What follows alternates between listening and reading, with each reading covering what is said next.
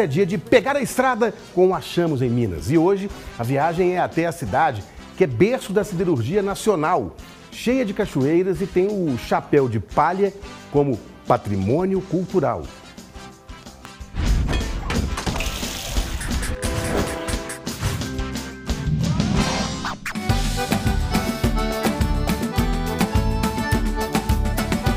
E desta vez achamos uma pequena cidade que faz parte do circuito turístico Serra do Cipó.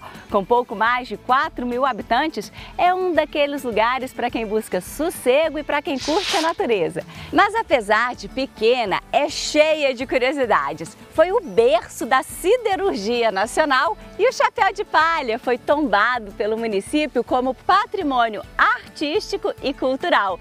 Bem-vindos a Morro do Pilar! Morro do Pilar é uma cidade antiga em termos, desde seu descobrimento. Morro do Pilar foi uma cidade que, na época de 1701 a 1711, quando veio as expedições aí de Gaspar Soares, Morro do Pilar surgiu num povoado, onde chama Canga, aqui na cidade, que foi a primeira localização da cidade. Aí, na época do Gaspar Soares, depois veio o intendente Câmara, que enxergou o potencial aqui de extração do minério de ferro e ouro. E logo depois, em volta de 1813, 1814, já estava sendo fundada a primeira fundição de ferro. Foi onde surgiu o ferro Gusa na América. O primeiro lugar foi o Morro do Pilar, foi pioneiro, foi o berço da siderurgia. Bem, de histórias a cidade é rica, né? E de belezas naturais? Não, aí nem se fala. Morro do Pilar ainda tem um potencial natural, principalmente assim, desconhecido. Morro do Pilar tem muita cachoeira ainda inexplorada, pouco divulgada. Morro do Pilar tem tudo para divulgar o potencial turístico, de esporte de aventuras, de turismo gastronômico, o turismo histórico, principalmente resgatar a história da fundição, das minas de ouro abandonada.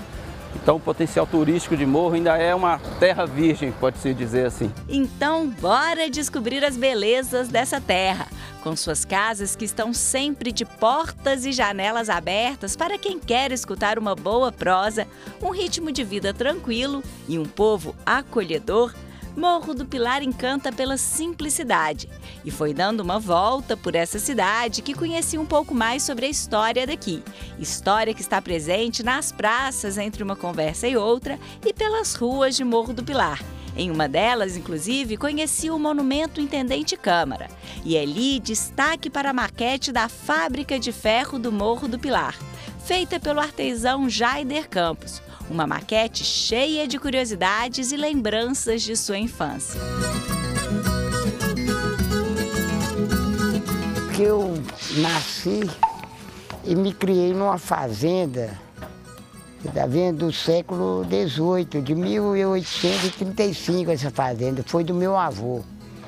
E lá tinha uma roda semelhante a essa, que era do engenho, de moer cana, onde ele lá fazia rapadura, fazia açúcar e fazia cachaça.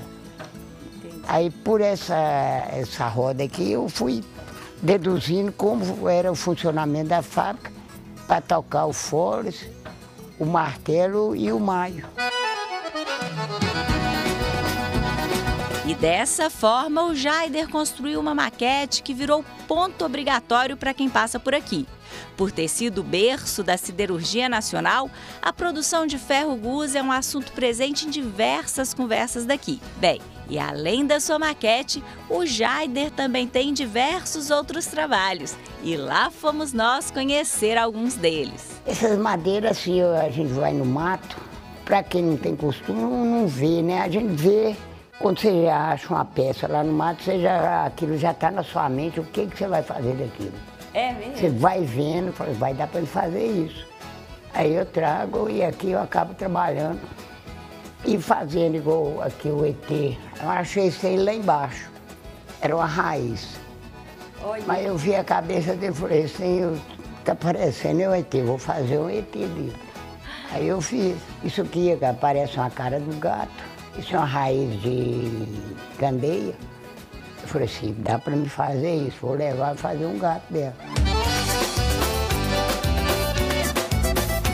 E assim, com essas pessoas que gostam de uma boa prosa, a gente conhece os personagens de Morro do Pilar, como a Dona Corina, poetisa que com seus mais de 90 anos gosta de um bom papo na praça, gosta de contar histórias e mostrar suas poesias. Sempre levaste de exemplar no teu lar e na sociedade. Em teus lábios um sorriso aberto, um leme certo para a mocidade.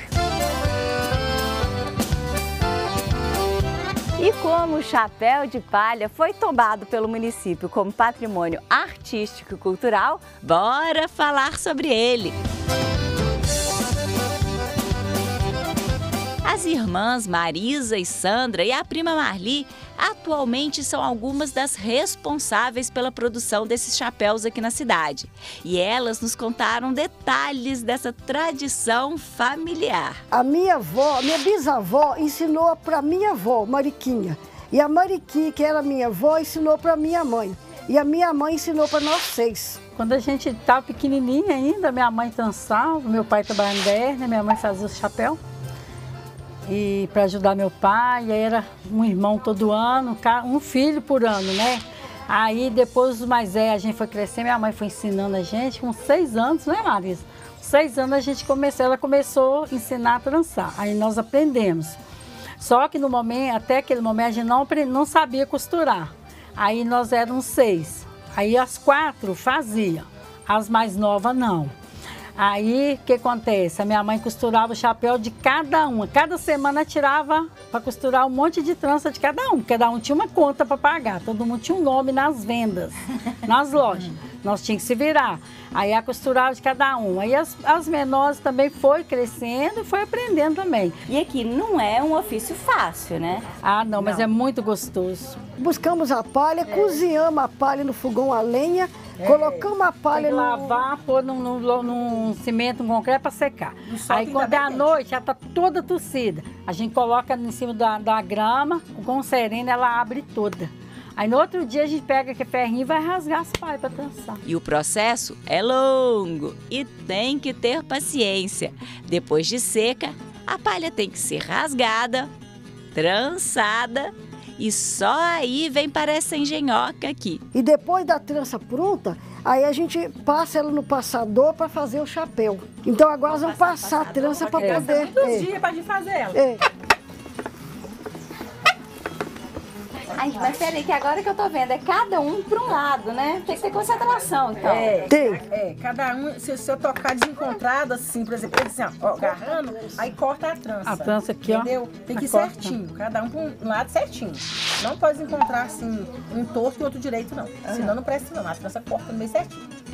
Essa enjoquinha é danadinha, ela é de pau, mas é danadinha. E assim essas mulheres seguem firmes na preservação dessa tradição tão bonita de Morro do Pilar.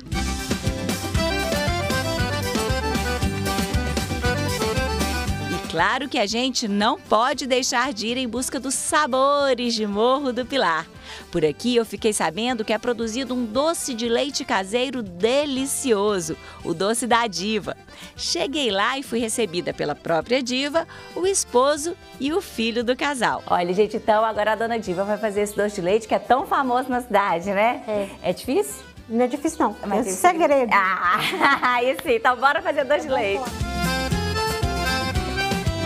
Eu ponho 4 litros de leite no tacho, né?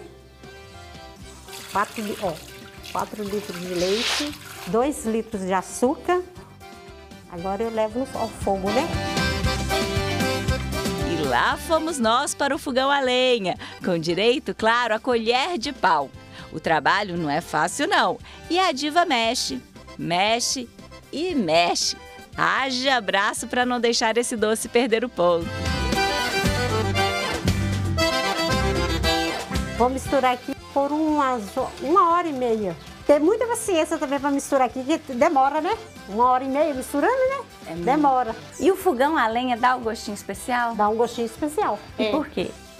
Porque é o fogão de lenha, né? Acho que vai misturando devagarzinho, né? Aí dá aquele gostinho bom mesmo. E o ponto que é o segredo do doce? É o ponto que é o segredo do doce. E o carinho também, né? O amor, né? Se não tiver carinho com amor, não dá nada certo, né? Com certeza, Diva, tem que ter braço forte e muito amor. E dessa forma, com todo esse carinho e simplicidade, a Diva faz esses doces deliciosos. Doce de figo, de mamão e o delicioso doce de leite.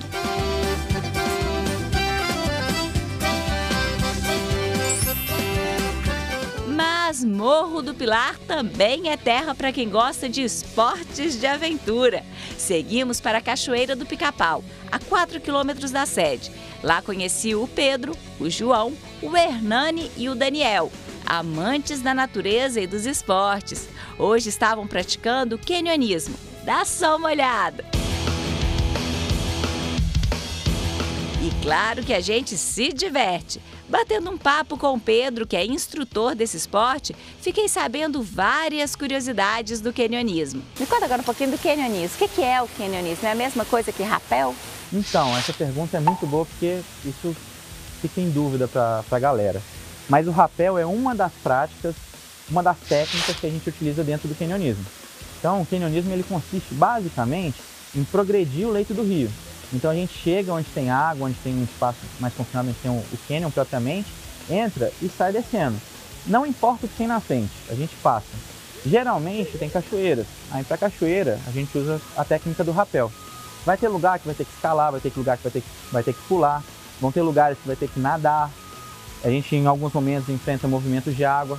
Então é uma atividade bem completa dentro assim, do montanhismo de uma forma geral, porque engloba tudo, né? A gente faz a trilha de aproximação, então a gente tem que andar para chegar até a entrada do cânion. Depois lá dentro a gente está molhando o tempo todo, está fazendo rapel, está acessando lugares assim incríveis. Então é uma atividade bem ampla.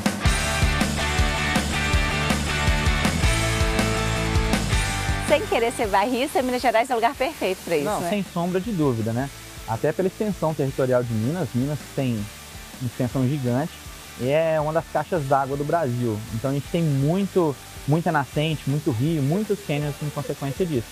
Então só aqui em Morro, que é um pedacinho da Serra do Cipó, a gente já tem mais de 10 cânions. Então você considera a Serra do Cipó toda, pega a Serra dos Alves, Canastra, Mantiqueira. O que não falta aqui é lugar para explorar e para se divertir.